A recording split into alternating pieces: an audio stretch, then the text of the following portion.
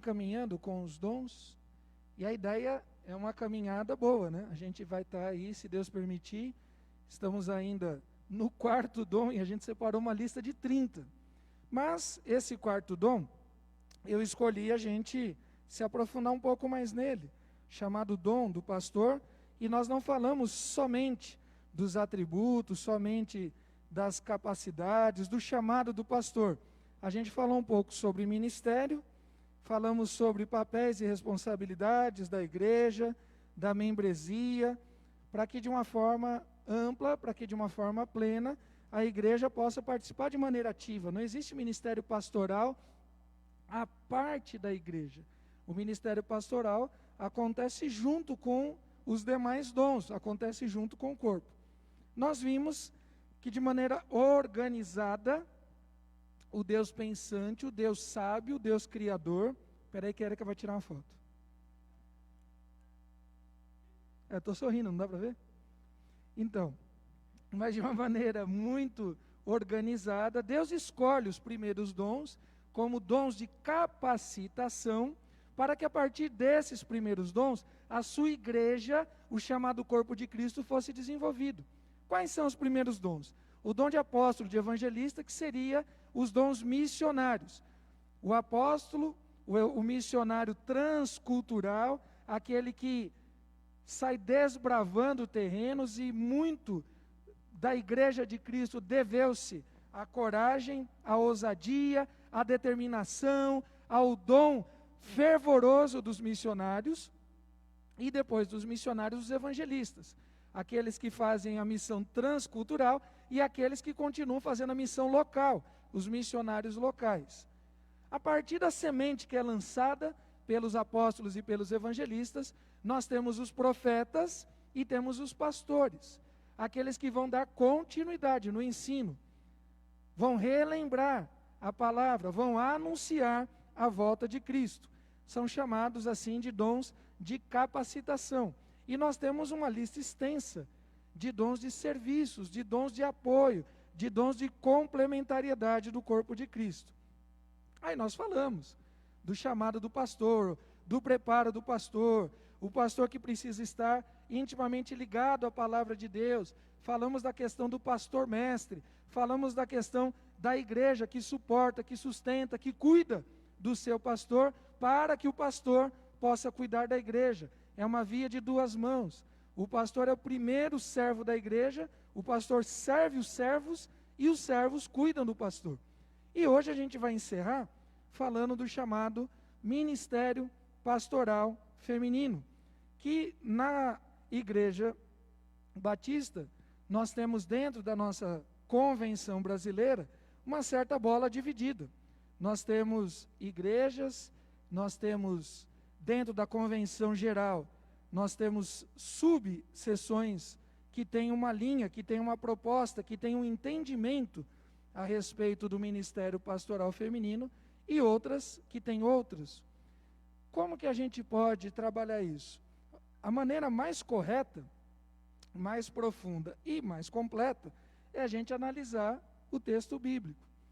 E nós vamos, a partir do texto bíblico, tentar apresentar o modelo que nós, da Igreja Batista em Parada 15, cremos, o modelo que nós aceitamos. Vamos para 2 textos, aqui de 1 Coríntios, vamos falar da questão nosso chamado ministerial. Poder ver nos estudos anteriores, as 2 palavras que no Novo Testamento falam de pastor, o poimen e o bosque. E nós já trabalhamos essas 2 palavras. Mas só para te lembrar, a poimen, quando aparece dom de pastor, poimen não vem com força de gênero. Ele aparece como um substantivo neutro. Eu já tinha falado sobre isso, e isso já aparece nos estudos. Hoje nós vamos trabalhar, além do poimen do bosque, que já vimos, pastor e apacentador, aquele que apacenta, nós vamos ver a questão do ministério e a questão do dom. 2 palavras, então, dom de pastor, ministério pastoral. A palavra dom, que significa caris, carismata, doma. A palavra ministério, que nós vamos ver aqui, o rupretes, ou diaconoi, O que significam essas palavras? Não é o que a gente acha, querido. Precisa acabar com o achismo dentro da igreja. A gente precisa trabalhar com o que o texto diz. A gente precisa avançar em cima do conhecimento da palavra. Então vamos lá. Palavra ministério. Ministério pastoral. As dúvidas, as questões que temos, são de gênero, são questões humanas, são questões sociais ou espirituais? A gente precisa separar. Cada caixinha, cada quadrado no seu lugar. Vamos lá. Ministério não é gênero. Ministério é espiritual. 1 Coríntios 4:1. Que os homens nos considerem como ministros de Cristo, dispenseiro dos ministérios de Deus. A palavra que está aqui por trás de ministro é hupretes. Inclusive, hupretes só é usado no Novo Testamento inteiro aqui. Porque toda vez que se fala de ministério, o que aparece é diaconoi. Mas o que significa hupretes, que é usada só aqui? É geralmente utilizado como servo, como escravo. Que tipo de servo? O mais inútil. Paulo utiliza essa palavra porque ele está ali num processo de doutrinamento da igreja de Corinto.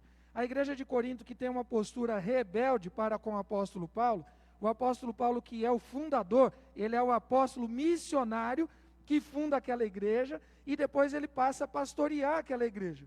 Ele envia em dado momento Timóteo, ele envia em determinado momento Tito, mas a igreja não obedece a ele. Por que é importante a gente entender isso logo no começo da conversa? Porque quando Paulo vai falar especificamente em Corinto, que as mulheres devem aprender em silêncio, você deve se recordar que Paulo está tratando com uma igreja rebelde, que Paulo está tratando com uma igreja que não aceita o direcionamento do pastor, no caso ele mesmo, Paulo. O problema da igreja de Corinto não era as mulheres, o problema da igreja de Corinto era outros, e a gente já vai ver quais são. Em dado momento também inclui as mulheres, os homens, os jovens, as crianças, porque era uma igreja rebelde. Tudo bem? Palavra ministro, o que nós somos? Não quero que vocês, igreja, considerem a gente alguma coisa aqui em cima, mas que vocês nos considerem escravos. Que tipo de servo? Os mais inúteis, porque vocês não obedecem a gente. Vocês não ouvem o que eu tenho para dizer. Vocês estão em divisão, vocês estão em partidarismo. Então assim, considera a gente os mais inúteis, mas nós somos inúteis de Cristo. Nós somos servos rupres de Cristo. Nós não somos governantes, nós não somos presidentes, nós não somos líderes de vocês. Nós somos rupres de Cristo. Nós somos servos de Cristo. Então Paulo fala numa conotação até de certo desprezo. A segunda palavra, que é a mais usada no Novo Testamento, 1 Coríntios 3:5, e diz o seguinte, eu não pus o texto. Aqui, pois quem é Paulo? Quem é Apolo? Porque a igreja estava dividida. Uns se diziam de Paulo, outros se diziam de Apolo, outros se diziam de Pedro, mas ninguém obedecia a ninguém. Porque nem Paulo, Apolo e Pedro estavam disputando a igreja. Pedro estava correndo para um lado, Paulo correndo para o outro, e a igreja, os membros da sua liderança local não obedeciam. Aí Paulo vai dizer assim, gente, quem somos nós? Quem é Paulo? Quem é Apolo? Se não ministro, se não diaconoi, pelos quais crestes, e conforme o que o Senhor deu a cada um. Diaconoi já é um tipo de servo aplicado muito a copeiro, e é utilizada de maneira ampla no Novo Testamento para dignificar aqueles que servem a Cristo. Então vamos lá. Ministério pastoral. Rupres ou diaconoi poimen. Rupres, diaconoi, ministérios. Servos. Poimen, pastores. Essas duas palavras no Novo Testamento não têm conotação de gênero. Não é servo masculino. Não é pastor masculino, é servo ou serva, é pastor ou pastora, porque o gênero que é apresentado é neutro. Vamos avançar mais um pouco. Bom, se a questão é ministerial, ela é necessariamente uma questão espiritual. Porque o tipo de serviço que estamos falando aqui não é um serviço profissional, não é um serviço doméstico, não é um serviço acadêmico, é um serviço espiritual. Tanto o rupreste como o diaconoi são utilizados no Novo Testamento para ministério. Ambas palavras não estão relacionadas a gênero. O autor que eu costumo utilizar é o Strong, que é o mais utilizado dentro dos léxicos. Mas não apenas o Strong, também o Morris, fazendo uma leitura de 1 Coríntios, ele coloca a mesma situação. Olha, essas palavras estão sendo utilizadas para ridicularizar, para diminuir, para depreciar diante dos homens o ministério apostólico, o ministério pastoral. Por quê? Porque quando a gente vai lá para 1 Coríntios capítulo 1, Paulo vai dizer assim, Deus não confundiu a sabedoria do sábio? Deus não aniquilou a inteligência dos instruídos? Onde está o sábio? Onde está o escriba? Onde está o inquiridor desse século? Não tornou Deus louca a sabedoria dos homens? Porque na sabedoria dos homens não conheceram a Deus. Aprove a Deus salvar os que creem pela loucura do Evangelho. Então o Evangelho era uma loucura dentro da sabedoria humana. E os ministérios espirituais não têm serventia nenhuma, humanamente falando, socialmente falando. Na visão daqueles que não creem, pastor, apóstolo, profeta, é tudo rúpretes, é tudo servos inúteis. Não sei se os irmãos estão conseguindo acompanhar, se os irmãos estão conseguindo entender. O ministério só tem valor para os que creem. A ideia é essa. E Paulo está batendo na igreja de Corinto, dizendo assim, olha, pelo jeito que vocês nos tratam, vocês não creem na loucura da pregação de Cristo. Porque vocês não estão nos tratando, não estão considerando, não estão vivendo debaixo da nossa orientação. Quando você continua o estudo de Corinto e vai chegar em 2 Coríntios, tem um momento que Paulo tem até um certo devaneio. Paulo vai dizer assim, olha, eu vou falar como qualquer louco fala. Esses que estão me depreciando, Paulo vai dizer, esses que estão falando mal de mim e que vocês estão seguindo eles se dizem apóstolos, então eu sou mais. Porque eu tenho mais jejuns, eu tenho mais trabalho. Olha, humanamente falando, ele vai repetir isso. Falo como um louco, falo como em devaneio. Já que é para comparar, porque essas coisas não se comparam, essas coisas são espirituais. Mas vamos comparar? Eu tomei mais pedrada, eu sofri mais naufrágio. Então Paulo quer mostrar para a igreja que o ministério, ele não tem validade, ele não tem comparação com as coisas humanas. Olha, trazendo para os dias de hoje, o ministério daquele pastor é melhor do que daquele outro. Por quê? Porque esse pastor tem mais dinheiro, porque esse daqui é a igreja maior, aquele outro tem menos dinheiro, a igreja é menor. Paulo está dizendo, isso aí não vale nada, não vale nada. Porque o ministério só tem valor espiritual. A questão não era social, a questão não era de gênero, não tem masculino e feminino. Se você visitar as nossas mensagens e for lá para a primeira e segunda mensagem desses nossos estudos, você vai ver uma fala muito importante. Para ter o dom, é necessário ser espiritual primeiro. O dom só tem sentido em pessoas espirituais. Bom, ministério não é questão humana, política, social, fisiológica, anatômica, não é questão de gênero. Já feminino é. Feminino é uma questão humana. Masculino e feminino não é uma questão espiritual. Jesus diz, numa conversa com os saduceus que não criam na ressurreição, Jesus vai dizer, na eternidade nem se casam, nem se dão em casamento, serão como os anjos. Seres assexuados, serão como os anjos. Vamos para o próximo slide. Questão do feminino. Se a discussão ministerial é necessariamente espiritual, a questão feminina é necessariamente humana. Mais um. É necessariamente humana. O que é feminino? É físico, é material, é tangível, é sócio. Ser mulher não é só ter órgãos sexuais diferentes, ter um sistema reprodutório diferente do masculino. Não é só isso. Também é questão social, também é questão psíquica, também é questão química, biológica, também é questão filosófica. O ser mulher é muito profundo, o ser homem é muito profundo. Ninguém entende ninguém. Muitos casamentos não dão certo, porque a pessoa vai dizer assim, olha, eu não entendo o meu marido, vai entender nunca. Ah, eu não entendo a minha mulher, vai entender nunca. O ser humano é muito complexo, muito profundo. É necessário um Deus tremendo para nos entender. Agora, a gente pode melhorar um pouquinho, né? A gente pode se conhecer um pouquinho mais um dos outros. Querido, a questão feminina não é uma questão espiritual. A partir daí a gente consegue desenvolver um raciocínio bíblico, diferente de hierarquia, porque não existia hierarquia antes do pecado. Esse é um ponto interessante. Eu já preguei sobre isso em outra oportunidade, hoje eu não vou me aprofundar muito.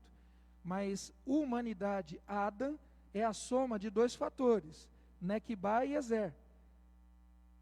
A soma de masculino e feminino forma o Adam, a humanidade plena e completa. Existe complementariedade, não hierarquia. Essa questão de hierarquia no masculino sobre o feminino só vem depois do pecado.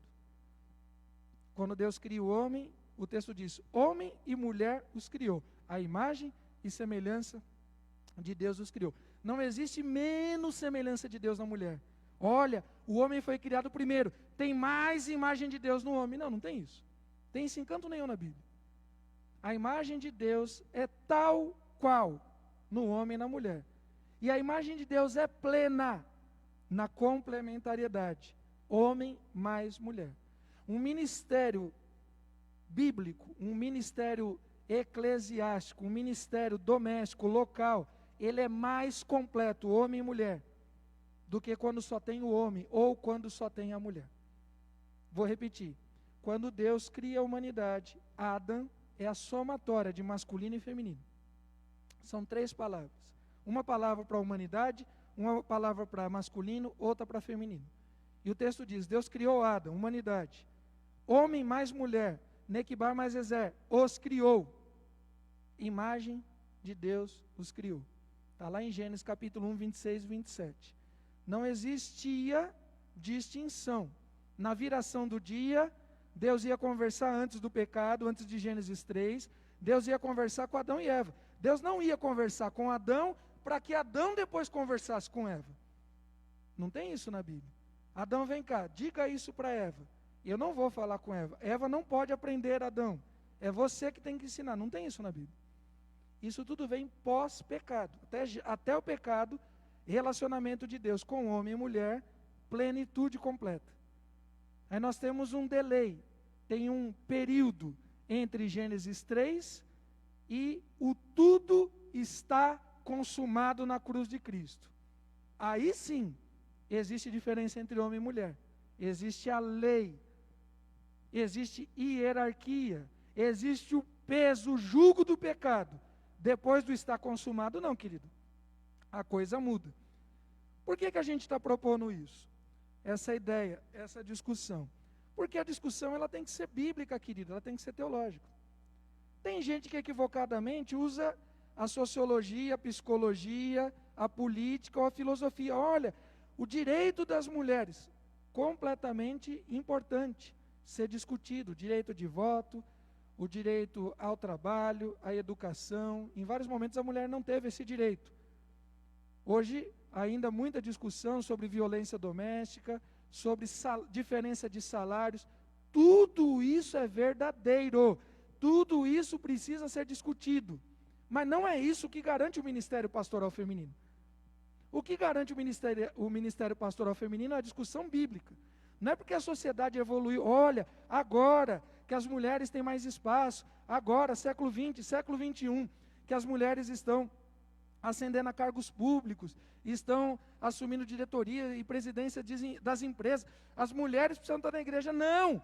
Elas sempre precisaram estar e sempre estiveram.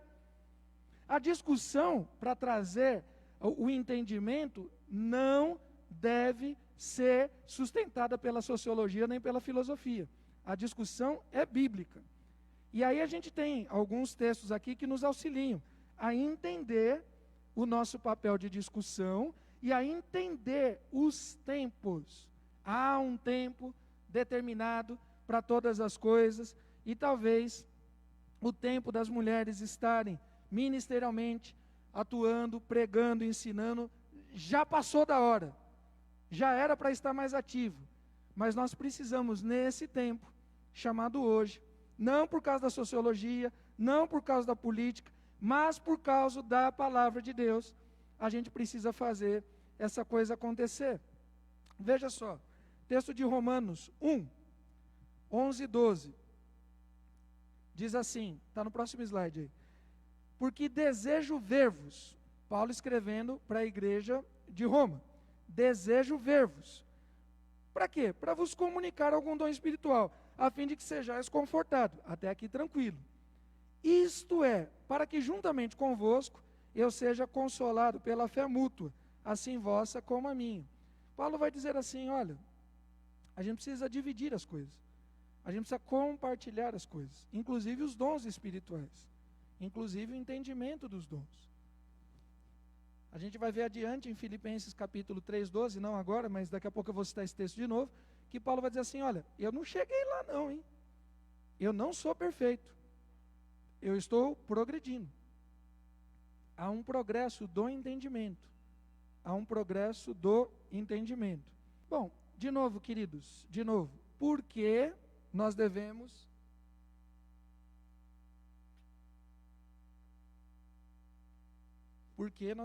usar a Bíblia como parâmetro e não a sociologia nem a política? Porque a Bíblia fala sobre isso e nós devemos, como Paulo disse à igreja de Roma, devemos nos comunicar, devemos dividir, devemos compartilhar os dons espirituais para que esse entendimento aumente. Quando a gente fala de dom, nós estamos usando a sequência aqui paulina e 3 textos são os principais. Vai aparecer para você na tela e, ó, Jailda já está perguntando pelo quadro de perguntas. Segura a Jailda aí, alguém, pelo amor de Deus, que a Jailda é um perigo. A Jailda é um perigo. Mas os 3 textos principais que falam sobre dons na igreja são os textos paulinos. Depois a gente vai entrar nos textos petrinos. Quais são os textos paulinos? Efésios 4, 8. Romanos 12, 6, 1 Coríntios 12, 4. Pode pôr o próximo slide, por gentileza. Vê só, querido, o que diz aí? Efésios 4, 8. O texto começa, concedeu dons aos homens. Aquele que subiu é o mesmo que desceu. Está falando de Cristo. A gente já estudou sobre isso também, que os dons são manifestações da Trindade. Não é dons do Espírito Santo somente. É dons do Deus Pai, é dons do Deus Filho, é dons do Deus Espírito Santo. Paulo deixa isso claro nas suas 3 cartas. Efésios 4, 8, concedeu dons. A palavra dons que está aí é doma. Doma é um quê? Um substantivo neutro. Romanos 12, 6. Em Romanos está falando do Deus Pai, que distribuiu diferentes dons, segundo a graça que foi dada. A palavra dons em Romanos 12, 6 é carisma. O que é carisma? Carisma é um substantivo neutro. E nós temos, por fim, 1 Coríntios 12, 4, que quem distribui os dons são o Espírito Santo. De novo, a ação do Deus Trino, o Deus Filho em Efésios, o Deus Pai em Romanos, o Deus Espírito Santo em Coríntios. 1 Coríntios 12, 4. Os dons são diversos. Que palavra que essa está por trás de dons? Carismaton, que deriva de carisma. O que é carismaton? Outro substantivo neutro. Não é masculino, não é feminino. Querido, a lista do apóstolo Paulo em nada sugere separação entre homem e mulher, entre masculino e feminino. Mas por que, pastor? Então que, por exemplo, as igrejas batistas, até hoje, uma boa parte delas tem dificuldade. Calma aí que a gente já vai chegar lá, tenha paciência. O importante é a gente entender os conceitos. Então vamos revisitar? Palavra dons. Efésios, Romanos, Corinto. Doma ou carisma. Substantivo neutro, as duas. Palavra ministério, aqueles que servem. Rupres ou diaconoi. As duas palavras, substantivos, neutro. Em Efésios 4, aparece, deu uns para apóstolos, outros para profetas, outros pastores, mestres. Palavra pastor, que está em Efésios, tem conotação de gênero? Não, não tem. Não tem. Então indica a pluralidade de Cristo, a pluralidade do Deus Pai, a pluralidade do Espírito Santo. Nossa, mas você descobriu isso agora? Não, querido. Essa interpretação que a gente está fazendo, outros irmãos na história já fizeram. Não estou trazendo novidade no sentido de ineditismo. O que a gente entende? A gente entende que a palavra de Deus é completa. A gente entende que a palavra de Deus é perfeita. Só que aqueles que leem e creem essa palavra, no caso eu e você, o ser humano, não somos nem completos e nem perfeitos. A palavra de Deus, ela é entregue na sua totalidade. Cristo Jesus declara, está consumado. Cristo Jesus declara, o Espírito Santo vai vir depois de mim e vai olhar para trás, porque o Espírito Santo vos ensinará todas as coisas que eu vos tenho dito. O Espírito Santo não trouxe uma novidade. O Espírito Santo reforça, ratifica, sustenta a obra de Cristo. Agora, a gente entende perfeitamente? Não. E de tempos em tempos, a igreja vai se adequando à palavra. De novo, a igreja não está se adequando à sociedade. Olha, agora que as mulheres, isso e aquilo, que a política, que a sociologia e tal. Não. A gente não está se adequando aos tempos. A gente está se adequando à palavra. Só que a palavra, querido, ela precisa de tempo para agir em nós, porque nós somos teimosos, nós somos intolerantes, nós somos soberbos, nós somos vaidosos. A palavra é completa. Esse termo a gente chama de inerrância. E aí eu separei alguns textos aí, que vai aparecer para você acompanhar. Inerrância da revelação. De novo, a palavra de Deus é completa. A palavra de Deus é perfeita. Mas o nosso entendimento não. E o entendimento da igreja vai crescendo na história.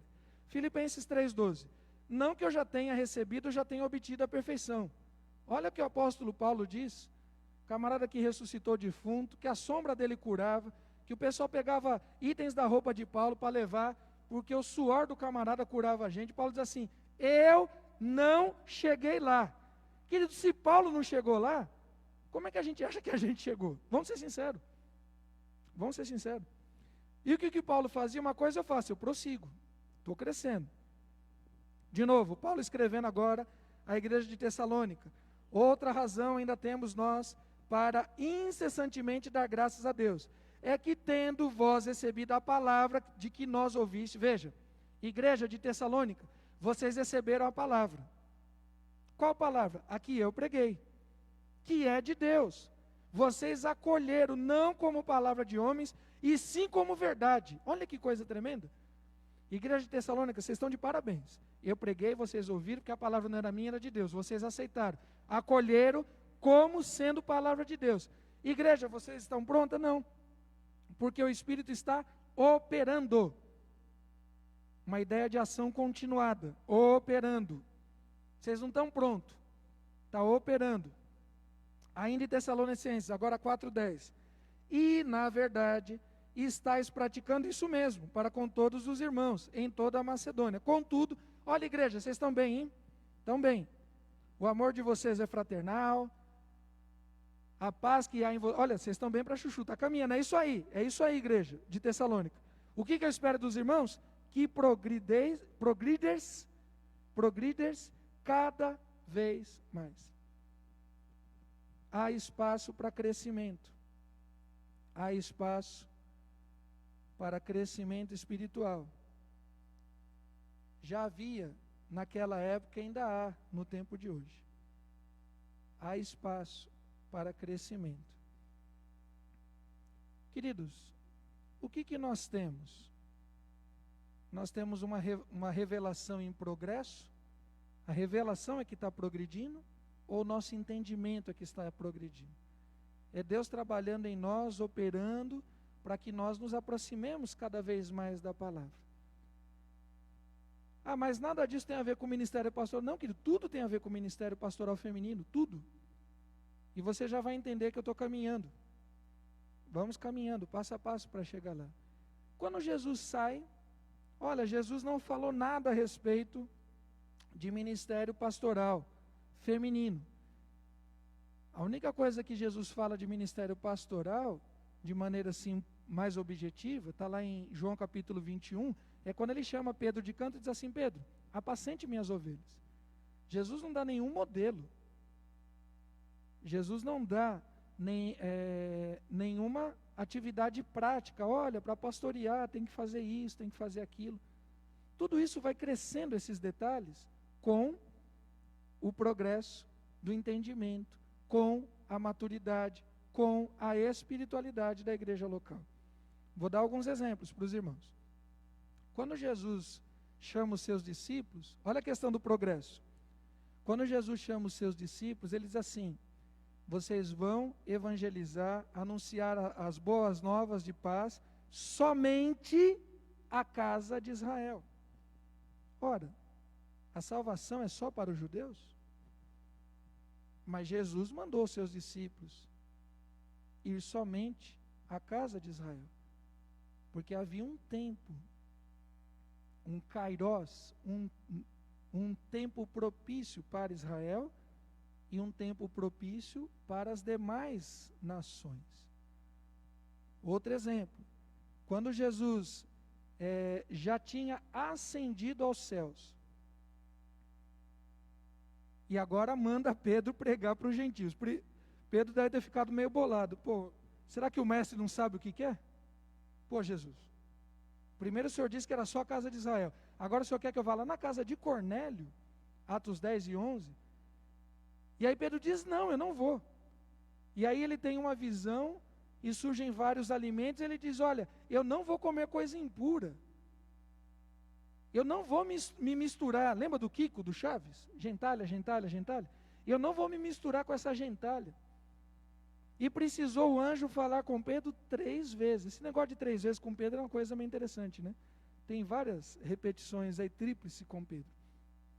Mas o anjo precisou insistir com Pedro 3 vezes. Pedro, não chame de imundo aquilo que eu santifiquei.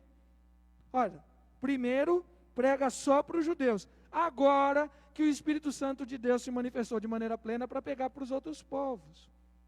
Entendeu a diferença do tempo? Mudou a palavra? Deus tinha uma salvação restrita primeiro? Não. A salvação sempre foi para todos os povos, mas tem um tempo de desenvolvimento. Do Espírito Santo, não. De Pedro, de mim, de você. É o nosso entendimento que é tardio, não a palavra. É o nosso entendimento que é questionável, não a palavra. É o nosso entendimento que é intolerante, dúbio, preconceituoso, não a palavra de Deus. Vamos dar outro exemplo. Olha, porque não tem no ministério de Jesus mulheres como apóstolas ou discípulas dos 12. Não tem brasileiro também dos 12. E aí, o que a gente faz? O evangelho é só para os judeus? Não tinha romano também. Eu não sei se tinha oriental, se tinha negro, eu não sei. Os 12 eram judeus. Os palestinos têm um tipo de característica fisiológica. Então não cabe para os outros? Parece que daqueles 12 não tinha nenhum douto. Eram pastores de ovelhas, eram pescadores, coletores de impostos. Então o evangelho é só para os não instruídos. Quem tem instrução não pode. A gente não sabe quantos ali eram casados, quanto era solteiro. O evangelho é para quem? Quando a gente começa a travar o texto, você vai começar a gerar uma série de perguntas que não tem sentido nenhum, espiritualmente falando. Tem sentido nenhum. Mas pensa o seguinte, Tinha ministério diaconal na época de Jesus? Também não tinha. Quando é que o ministério diaconal surge? Quando a igreja estava, preparada para ter os seus diáconos, e quando a comunidade necessitava. A igreja dá resposta às questões do tempo. A igreja não se adequa às questões sociais, mas a igreja tem resposta espiritual para dar. Passa mais um aí. Mais um slide. Mais um. Vamos ver esse aqui, o desenvolvimento dos dons no tempo. Olha só, a necessidade principal humana é a mesma. Não importa se tem celular e se não tem, se tem carro se não tem, se tem medicina boa se não tem. O que o homem precisa é ter um encontro com Cristo. Nós temos uma necessidade existencial, isso não muda. Não importa a fase da humanidade. Só que a primeira geração, além das necessidades existenciais, surgiram as necessidades sociais. O que a igreja fez? Nossa, Jesus nunca falou sobre isso. O que a gente faz? De maneira objetiva, direta, Jesus nunca falou sobre o serviço diaconal. Mas o ministério de Jesus como um todo era um ministério de serviço. O próprio Cristo declara: eu vim para servir e não para ser servido. O que a igreja faz? Se reúne e toma uma decisão. Escolhem 7 homens capacitados, 7 homens notoriamente espirituais. Quando você lê o texto de Atos 6, não eram aqueles que tinham maiores estudos na área da assistência social, não eram os psicólogos, nada contra essas atividades. Pelo contrário, são atividades absurdamente úteis no contexto das relações humanas. Mas não é prerrogativa. A prerrogativa para atender o povo é que fossem cheios do Espírito Santo de Deus. Se o camarada é cheio do Espírito Santo e além de tudo é psicólogo, é uma maravilha. É cheio do Espírito Santo, além de tudo fez assistência social, glória a Deus. É cheio do Espírito Santo e tem prerrogativas humanas, vai ser cada vez mais útil. Mas a primeira qualidade é que fossem homens cheios do Espírito Santo de Deus. A primeira geração inventou o ministério diaconal, que Jesus não tinha criado. Vamos pensar um pouquinho, querido. Será que quando a gente fala de ministério pastoral feminino, a discussão realmente é espiritual? Será? A gente já viu que ministério, dons, são questões espirituais. Agora, feminino, masculino, são questões sociais. Quem tinha problema com as mulheres? Era Jesus? Ou toda a sociedade? Quem tinha problema com as mulheres? Era Jesus ou seus discípulos? Quem tem questões com as mulheres? É o Espírito Santo de Deus hoje ou a sociedade? Talvez, se a gente trocar um pouquinho de lugar, a gente mata a charada rapidinho. A questão feminina nunca foi um problema para Jesus, era um problema para a sociedade dele, daquela época. Uma sociedade machista, preconceituosa, bem diferente da nossa, né? Bem diferente. 2000 anos se passaram e nada mudou, né? Quando nós temos aquele evento de João capítulo 8, a mulher pega em adultério. O que o texto de Levíticos diz? A gente deu até aula sobre isso no último domingo. O texto de Levítico diz o seguinte, Levíticos 20:10. O homem e a mulher, o adúltero e a adúltera, quando pego no ato de adultério, os dois devem morrer. Naquele momento a mulher conseguiu adulterar sozinha, uma coisa impressionante. Como é que se adultera sozinho? E só ela foi apresentada. Cadê o homem da história? Será que o problema realmente é espiritual? Ou será que não é uma questão social? A mulher que enxuga os pés de Jesus, ela foi acusada de pecadora. Olha, se ele soubesse que tipo de mulher é essa, ele jamais aceitaria. E Jesus estava pensando assim, se ele soubesse que tipo de homens que eles são, jamais eles me encheriam a paciência. E Jesus fala, Simão, Eu vim aqui na tua casa, você não me ofereceu o ósculo santo. Eu vim na tua casa, você não me lavou os pés. Eu vim na tua casa, você não me deu água para lavar as mãos. Eu vim aqui na tua casa e você só está fazendo intriga, Simão. Essa mulher está me adorando, ela está cuidando de mim, ela está me abençoando. Porque ela, diferente de você, Simão, reconhece os seus pecados. Quem muito pecou, muito será perdoado. Aquela mulher foi mais perdoada do que Simão, não porque ela era mais pecadora, mas porque ela reconhece os seus pecados. Há um problema sério. O que dizer das mulheres junto à cruz de Cristo? Não te parece, no mínimo, de repente você que tem alguma questão contra o ministério feminino, pastoral, não te parece, no mínimo, curioso duas coisas? Quem estava junto à cruz eram as mulheres. A primeira pessoa a ver Jesus ressurreto é uma mulher. E a primeira que sai a anunciar também é uma mulher. Não te parece, no mínimo, curioso? Isso não te significa nada? Queridos, Jesus nunca fez distinção do seu ministério, do ide, entre homens e mulheres. Agora, por que Jesus não estabeleceu? Essa é a pergunta, né? Beleza, você falou pra caramba, e não disse por que Jesus não estabeleceu. Calma, você está com pressa por quê? Você está em casa, quem está aqui sou eu. Você está tranquilex aí, fica de boa. Já vou chegar lá já. Passa mais um slide aí, Éder, por favor. Mais um. Por que Jesus não fala do ministério feminino?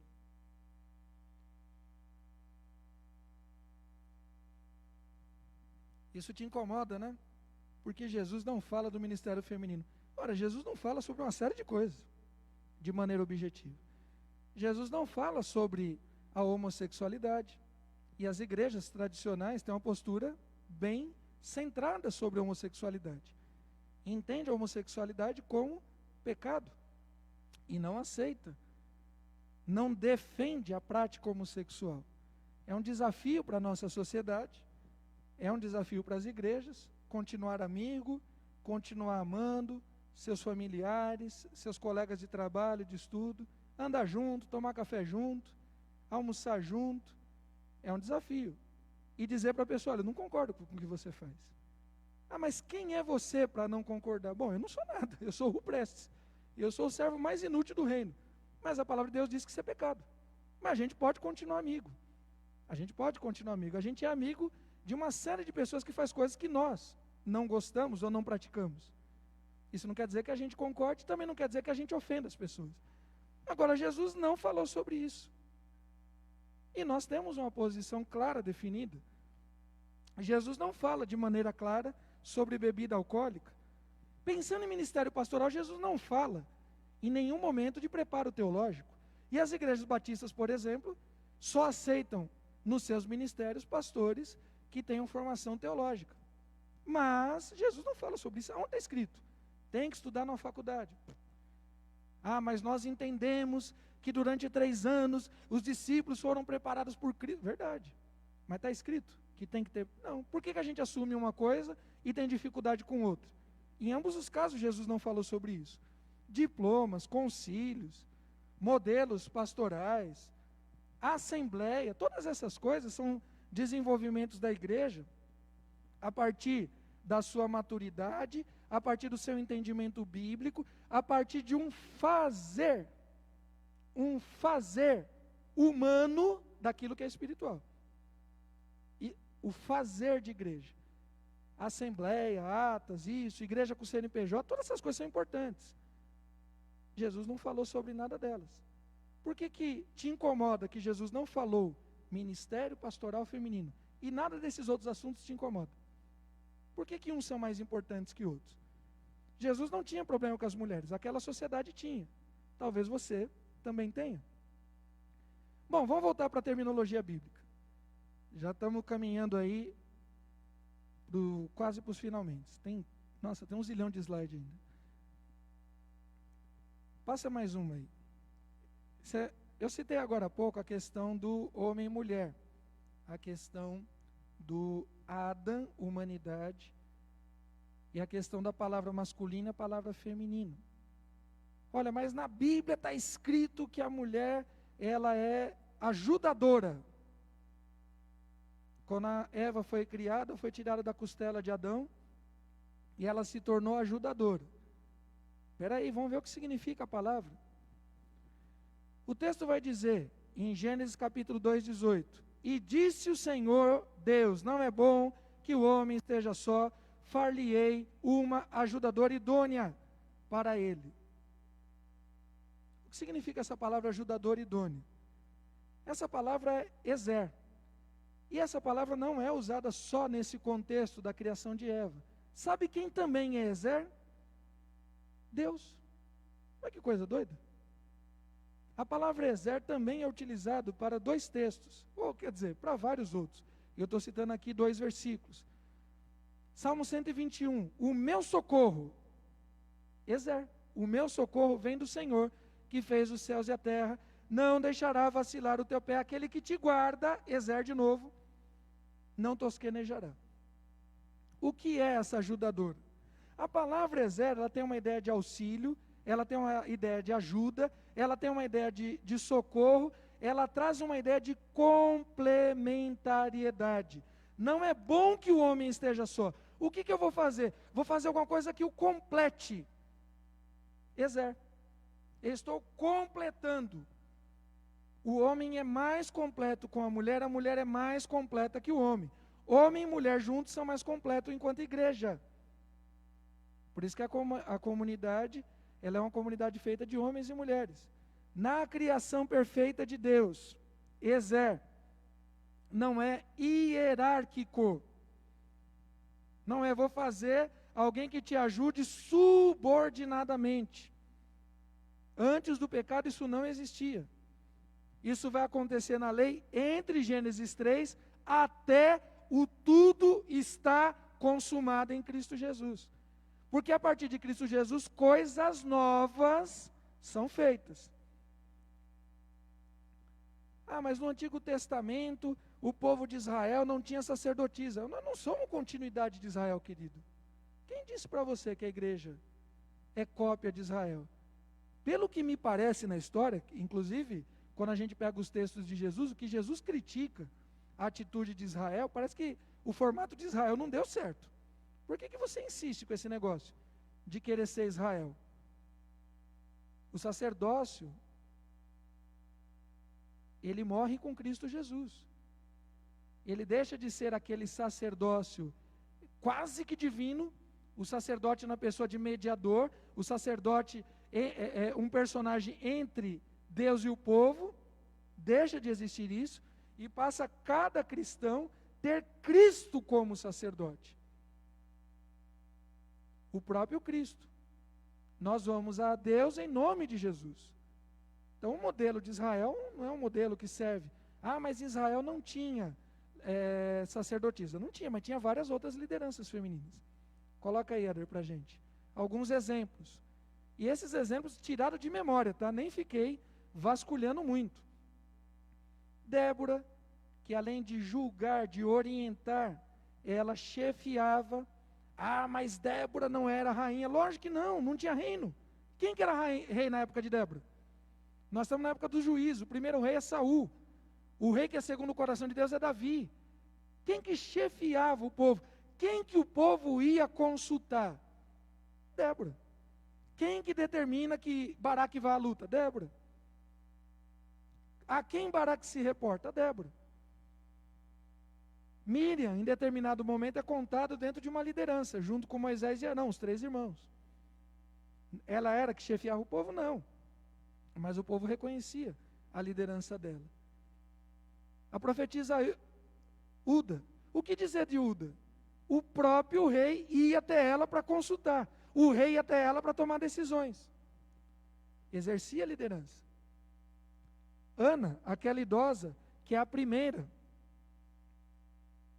Olha que coisa interessante. Ana é a primeira a ter acesso ao Cristo. quando ainda neném está sendo apresentado no templo. Algumas mulheres no Novo Testamento. Maria, que nós já citamos aqui, primeira a ver o Cristo ressurreto, a primeira a cumprir o ID. Outra Maria, que é citada aqui na igreja de Roma, que tem uma igreja na casa dela.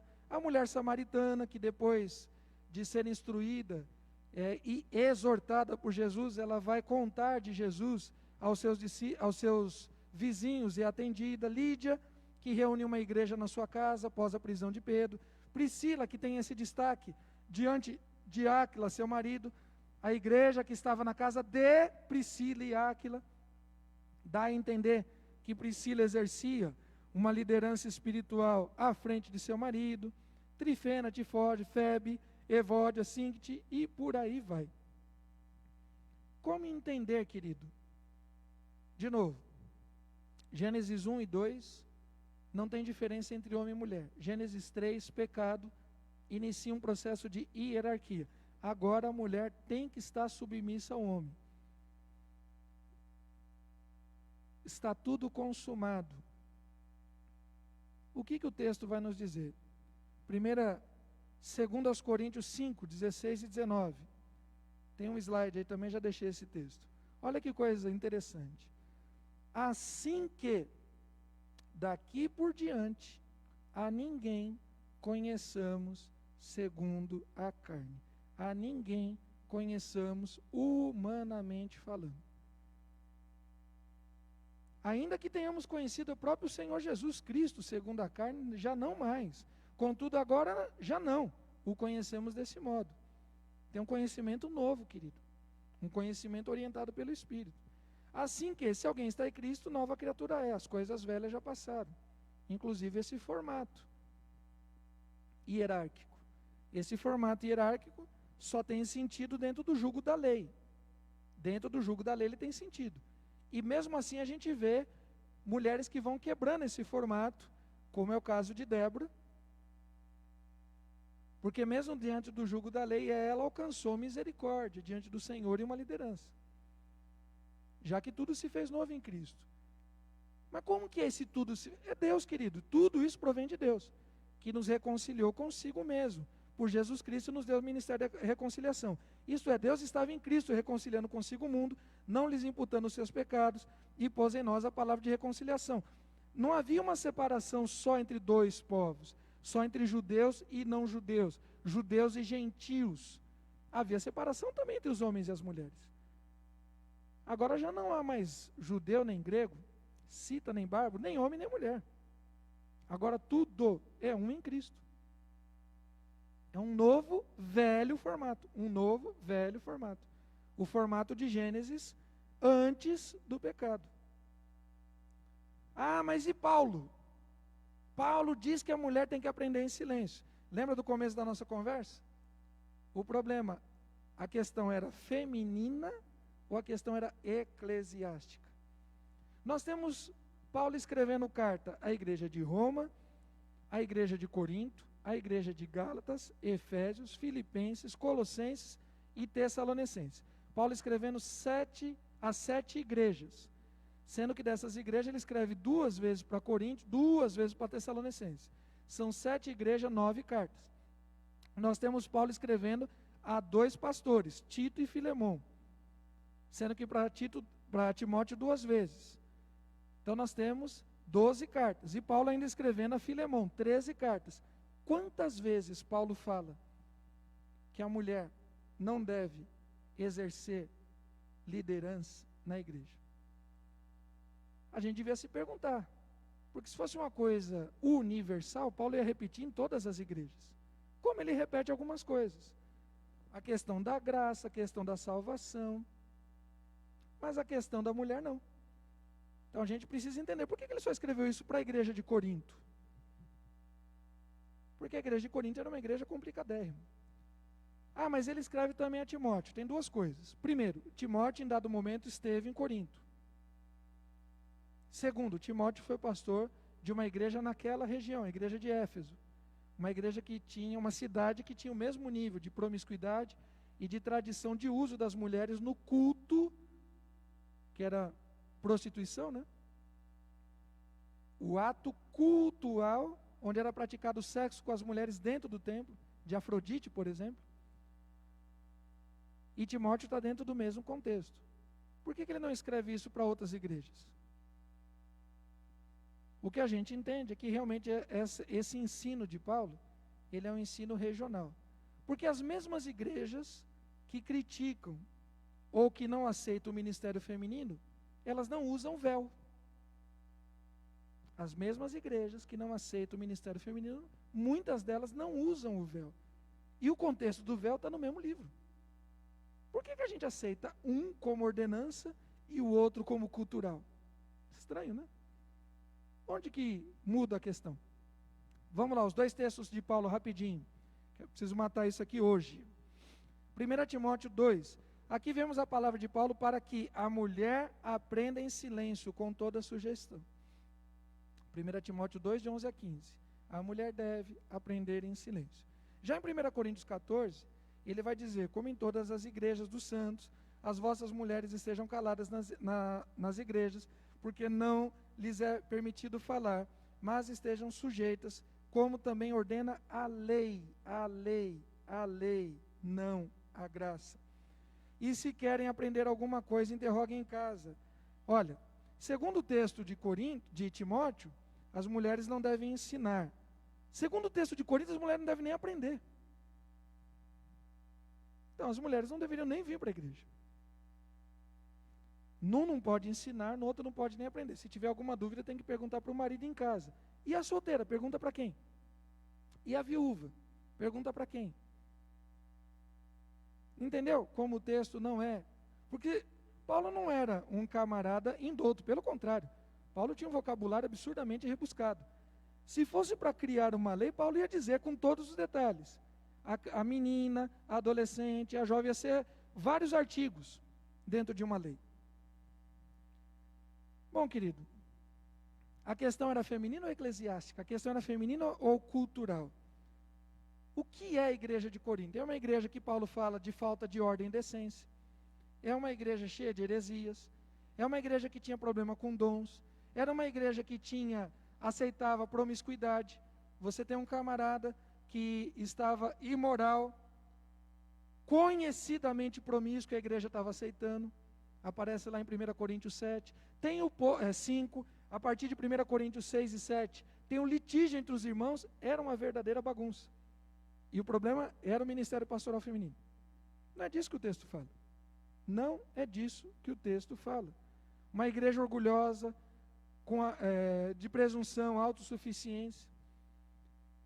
Para entender o ministério de Paulo, a doutrina de Paulo, tem que ver os universais. O que Paulo fala em todas as igrejas? Paulo fala da graça, do estar em Cristo, da salvação que é mediante a fé, da luta entre o espírito e a carne, dos dons espirituais, a ressurreição, a volta de Cristo. Agora, vamos assumir então, olha, alguns vão dizer assim, mas você que está interpretando isso, beleza. Então vamos pegar a ferro e fogo. Se não pode ensinar e não pode aprender, por que a gente tem professoras de EBD, mulheres na igreja? Por que tem mulheres na igreja ministrando louvor e adoração? Por que temos diaconisas? Por que temos missionárias? Por que temos tesoureiras, zeladoras, administradoras dentro da igreja? Porque o texto não fala, as mulheres não sejam pastoras. O texto diz que as mulheres não devem ensinar. O ministério pastoral tem uma força muito grande no ensino, mas não é somente ensino. Mas se as mulheres não devem ensinar, não podem exercer nenhuma das outras atividades. De novo, por que a gente aceita umas e outras não? Mas as igrejas batistas, elas historicamente não aceitam. Talvez você conheça pouco de história. E de repente você precisaria estudar um pouco mais. Vou te dar alguns dados aqui recentes, para a gente encerrar e responder algumas perguntas. O pastor Amabel está aí na live, não? O Enedir, quem que está aí para me ajudar? Coloca o último slide aí, por gentileza. Como que está a ação da nossa denominação? Olha, a igreja do 15 não é uma igreja batista. Os irmãos nem sabem, quem normalmente fala isso, o que é uma igreja batista, né? Não conhece as colunas da fé, não sabe o que é uma igreja apostólica, não sabe, mas costumam dizer coisas, né? Passa mais um, Eder. Mais um, para a gente encerrar. Como que tem caminhado essa coisa na nossa denominação? Em 1999, na convenção de 99, a convenção ratificou um princípio batista muito básico. Quais são alguns princípios da Igreja Batista? A Igreja Batista ela é uma igreja chamada apostólica, é uma igreja que segue a tradição dos apóstolos, segue a doutrina dos apóstolos, a doutrina neotestamentária. É uma igreja que entende, que aceita e que crê apenas na Bíblia. É chamado, né, como sua regra de fé e prática. É uma igreja que se afasta do Estado no sentido de governo. Não é uma igreja que não tem opinião sobre política, mas é uma igreja que não usa os dons espirituais para fazer política. Isto é separação de igreja e Estado. É uma igreja que entende o sacerdócio pessoal. Cada crente é seu próprio sacerdote. Cada crente é responsável pela sua vida espiritual. Não tem cobertura espiritual. Olha, a igreja está debaixo da cobertura do pastor. Que cobertor é esse? Que cobertor é esse? A igreja está debaixo da cobertura do sangue de Cristo. Cada crente é o seu próprio sacerdote. A igreja crê na Trindade, mesma essência, mesma qualidade, mesma pessoa, Deus Pai, Deus Filho e Deus Espírito Santo. Uma outra característica distintiva de igreja batista é uma igreja que crê na sua autonomia. Cada igreja tem a sua própria gestão ministerial, administrativa, financeira, onde os batistas se unem quando fazem missões. Isso é distintivo de igreja batista. Não é se a igreja tem bateria ou não tem, se a igreja tem fundo preto ou não tem, se o pastor prega de terno ou gravata ou não, nada disso é ser batista. Mas muitos goiabas por aí entendem esse tipo de coisa. Mas o que a convenção, que é a reunião e encontro das igrejas batistas vem realizando? Então nós temos 1999, ficou ratificado aquilo que já era sabido. Quem ordena pastor é a igreja. Não é convenção, não é ordem. Quem ordena, quem estende as mãos, os pastores estão ali na frente, é verdade. É responsabilidade do pastor. Você tem Paulo estendendo as mãos sobre Timóteo. Mas o ministério pastoral, ele é exercido na igreja. Quem reconhece, quem recomenda, quem indica é a igreja local. E em 1999 a gente teve a primeira pastora batista sendo consagrada aqui em São Paulo, a pastora Silvia Nogueira. Já em 2000 nós tivemos uma segunda pastora sendo consagrada lá no Ceará, na Igreja Batista Esperança de Fortaleza. Em 2001 nós tivemos a Eridinaide sendo consagrada, lugar difícil, hein? Lá em Fernando de Noronha. Aí é bênção, né? Oh, Jesus amado. Deve ser maravilhoso. Em 2002, a gente tem uma pastora como vice-presidente da Ordem dos Pastores Batistas do Paraná. O estado do Paraná é um estado que sai à frente nessa questão de reconhecimento, de entendimento do ministério pastoral pleno, masculino e feminino. Em 2013, a pastora Mabel foi consagrada aqui na Igreja do 15, mesmo a convenção do Estado não tendo reconhecimento, mas a convenção brasileira entendendo que isso é prerrogativa das igrejas locais. A igreja que reconhece o chamado, porque é a igreja que caminha com os seus servos. Em 2007, a Ordem dos Pastores não aceita pastoras. Isso acontece lá na Assembleia Geral de Florianópolis. Já em 2010, a Ordem dos Pastores do Paraná volta a fazer um pedido de revisão. Gente, vamos voltar a entender o ministério pleno. Em 2014, a Ordem dos Pastores do Paraná ratifica o que ele já praticava. Ratifica o que já praticava. Por quê? Porque houve uma decisão da Ordem dos Pastores na Convenção Geral de deixar essa atribuição para suas subseções. Cada região discute, cada igreja assume o seu papel. Então, uma igreja como a nossa, a Igreja do 15, tem um ministério colegiado entre pastores masculinos e pastora, no caso, a Mabel, não é uma igreja menos batista do que outras igrejas. Isso daí é uma falácia de quem não conhece, nem de Bíblia, nem de história da Igreja Batista. Certo, queridos? Chega por hoje, já falei demais. A gente encerra a questão do ministério pastoral para a semana que vem a gente caminhar com novos dons. Tem alguma pergunta? Pergunta: algumas pessoas consideram que a esposa de pastor é também pastora, porque assume o ministério junto com o casal. Isso é verdade? Não. A esposa de pastora é chamada ou não para ser pastora, mas não pelo simples fato de ser casada com o pastor. Então, não existe nesse sentido ministério conjugado. Pode ter pastor e dentro do mesmo casamento, né, a pastora ser, sim, se ela também tiver chamado. Mas a esposa do pastor, ela pode ter outros dons.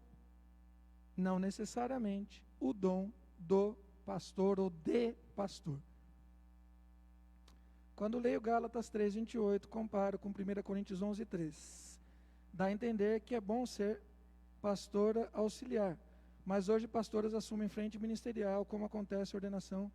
Então, a nossa igreja tem trabalhado nesse sentido, né, de manter a referência masculina como titularidade e a feminina nesse sentido de complementariedade, né? De novo, a questão é menos hierárquica, é uma questão mais de complemento.